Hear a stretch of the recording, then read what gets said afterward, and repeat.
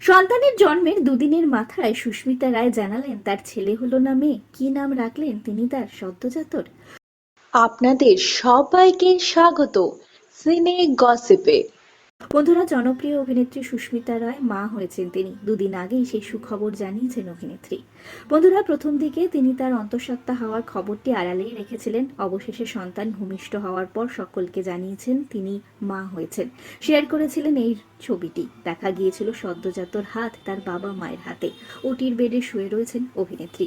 ছবিটি শেয়ার করে সকলকে জানিয়েছিলেন তিনি যে তিনি মা হয়েছেন। জানিয়েছিলেন তার দীর্ঘ 7 বছরের লড়াইয়ের কথা। তবে সেদিন জানাননি তার পুত্র হয়েছে না কন্যা।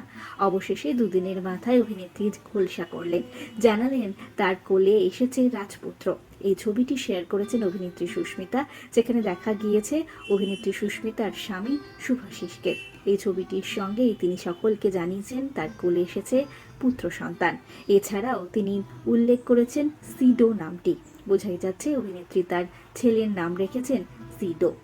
ছবিটি শেয়ার করে সুস্মিতা লেখেন, আমাদের ছোট্ট পুত্র সন্তান সিডো। তোমাকে বুকে নিয়ে বুঝলাম 7 বছরের সব অপেক্ষা, সব কান্না, সব লড়াই এক মুহূর্তেই সার্থক হয়ে যায়। তুমি এসেছো বলেই আজ আমার পৃথিবীটা সম্পূর্ণ। আমাদের ছোট্ট রাজপুত্রের জন্য সবাই আশীর্বাদ করবেন। সুস্থ থাকুক, ভালো মানুষ হয়ে উঠুক, এটাই আমাদের একমাত্র প্রার্থনা। সুস্মিতার শুভাশিসের জন্য রইল অনেক শুভকামনা, আর ছোট্ট সিদ্রর জন্য রইল প্রচুর ভালোবাসা।